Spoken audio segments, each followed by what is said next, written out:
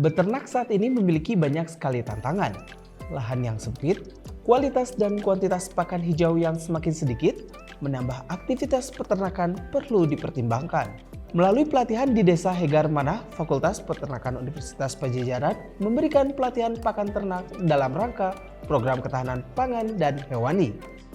Kepala Laboratorium Nutrisi Ternak, Ruminansia, dan Kimia Makanan Ternak, Dr. Iman Hernawan menjelaskan, butuh biaya yang tinggi untuk pakan ternak yang berpengaruh terhadap kualitas hewan ternak.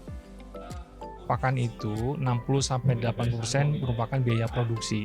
Jadi kita bisa membayangkan kalau modal kita 10 juta, maka antara 6-8 juta itu adalah biaya pakan. Oleh karena itu yang paling utama harus disediakan adalah pakan. Karena yang disebut dengan ternak itu adalah makhluk yang jujur. Kalau pakannya bagus, maka kualitasnya juga bagus. Kalau jelek, pasti hasilnya jelek. Oleh karena itu, pakan menjadi penting. Itu yang harus didahulukan dulu, disediakan dulu sebelum kita memulai untuk beternak. Pengetahuan tentang kebutuhan pakan ternak itu sendiri akan sangat dipengaruhi oleh basis pakan. Jenis pakanan terbaik apa yang dibutuhkan oleh hewan ternak, serta kualitas dan kuantitas pakanan hijau itu sendiri. Yang pertama tadi ya, bahwasanya kita harus tahu dulu tentang apa sih sebenarnya yang dibutuhkan oleh ternak itu. Yang pertama tadi kan, bahwasanya bahwa ternak itu bukan makhluk yang bohong ya, dia ada makhluk yang jujur, di mana ketika pakan itu diberikan kualitas yang bagus, maka dia akan menghasilkan yang bagus. Nah, oleh karena itu yang perlu diketahui yang pertama kali, di mana basis pakan yang ada di sekitar peternakan itu. Itu yang pertama. Kalau misalkan basis itu tidak ada, artinya kalau dia mengandalkan dari pakan yang ada di sekitar mereka. Yang kedua adalah kalau punya lahan, maka siapkan dulu jenis-jenis pakan yang memang mendukung untuk peternakan dia.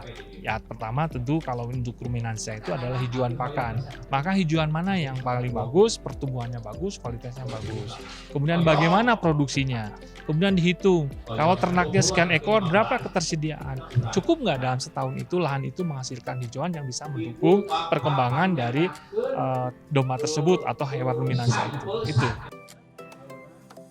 Dr. Iman menjelaskan, untuk mengatasi kendala pakan, peternak dapat memanfaatkan wilayah lain sebagai sumber pakan, ataupun memanfaatkan teknologi silase bagi pakan yang dapat disimpan dalam jangka waktu lama.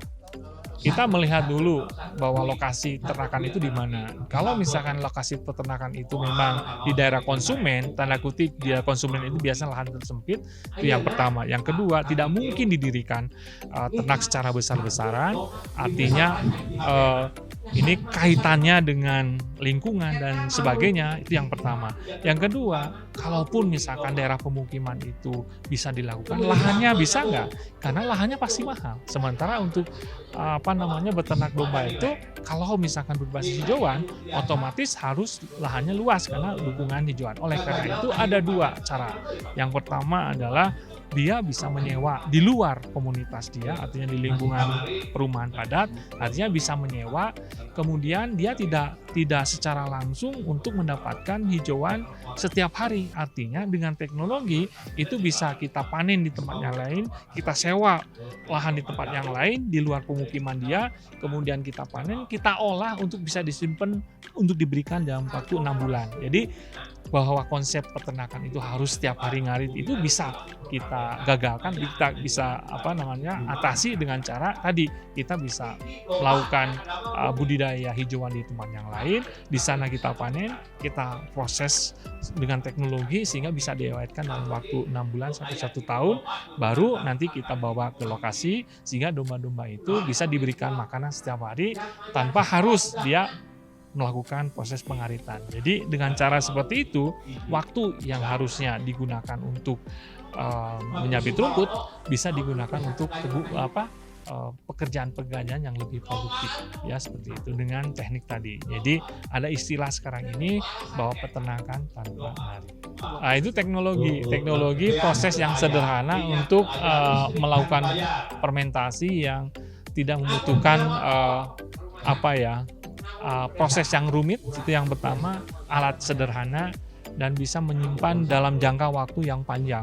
Ini percobaan kita bisa sampai 12 tahun terawetkan tanpa mengganggu nilai gizi dari hijauan tersebut. Silase merupakan suatu teknologi pemanfaatan pakan hijauan yang diawetkan, yang disimpan dalam drum, memanfaatkan fermentasi menggunakan aromatik yang terbuat dari dedak, molasses, dan probiotik. Kulit jagung dipilih sebagai pakan hijauan yang paling mudah untuk dibuat silase, sebab kulit jagung jauh lebih sedikit mengandung air dan silase dapat bertahan hingga 1 tahun tanpa merusak kandungan gizinya. Menurut Rizky Prastiadi, alumni Fakultas Peternakan Unpad sekaligus pelaku ternak milenial, teknologi pakan silase perlu digunakan masyarakat sehingga aktivitas menjamit rumput tidak lagi banyak memakan waktu, sehingga tantangan kualitas dan kuantitas pakan ternak dapat terpenuhi. Saat ini ya kita harus bertransformasi. Jadi kebutuhan pakan, karena pakan ini adalah 70% dari biaya produksi, makanya kita salah satu kunci untuk kesuksesan di beternak itu adalah pakan. Makanya memang kebutuhan pakan yang sekarang ya memang kita lihat semakin sulit, apalagi misalnya di musim kemarau. Makanya memang teknologi pakan terutama silase ini memang harus kita tularkan kepada desa-desa agar mereka lebih efisien dalam beternak. Sebenarnya ngarit itu ya tidak masalah sebenarnya kan, ketika memang lahan atau rumputnya itu banyak. Tetapi ketika memang kita lahannya itu sedikit, terus juga mengandalkan ngarit setiap hari, itu kan kita jadinya diatur domba, bukan kita yang mengatur domba. Nah, makanya sebenarnya kebutuhan ini yang diaplikasikan di masyarakat dengan ngarit ini, memang mereka harus dikenalkan dengan teknologi pakan ini, silase, supaya memang ketika dia beternak, kapanpun dia beternak, jadi bisa meningkatkan populasinya. Jadi kalau dulu itu meningkatkan populasi, aduh gimana kemampuan kita ngaritnya gitu ya. Tapi dengan adanya transformasi teknologi pakan ini, ketika mereka membuat silase bisa dipakai kapanpun karena diawetkan itu ya. Jadi sehingga memang semoga memang kedepannya masyarakat itu tidak hanya memikirkan bagaimana cara ngaritnya, bagaimana pakannya, tapi juga bagaimana meningkatkan populasi yang ada di kandangnya. Silase itu teknologi fermentasi, jadi diawetkan lah, pengawetan bahasa mudahnya itu dia diawetkan. Yang penting adalah kadar airnya itu tidak tinggi, sama juga dia dalam posisi tanpa udara. Gitu. Bahan pokoknya sebenarnya semua hijauan bisa digunakan ya, tapi memang kalau kita lihat yang paling simpel itu biasanya memakai daun jagung, karena daun jagung itu kadar airnya, kan silase itu ketika dimasukkan, diawetkan itu kadar airnya harus turun lah, sudah turun gitu. Kalau misalnya daun jagung ini kadar airnya lebih rendah dibanding memang jenis hijauan lain, sehingga lebih cepat.